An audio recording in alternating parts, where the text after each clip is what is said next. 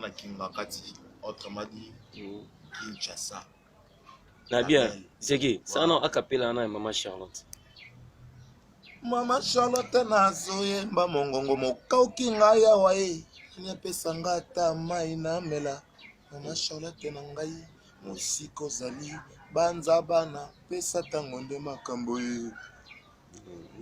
On les appelle Maman Charlotte ikoyaka na malembe to yaka to kopaka malembe ndi bana London sika bozali mbote na bino sibeka na kini to préparaka un jour to komaka Pesa tango nde makambo biloko ezebele Maman Charlotte maman moyeza te ezebele fort président Ibrahim siko ozali pe bambote na yo Nzambe na nyonso ya Nzambe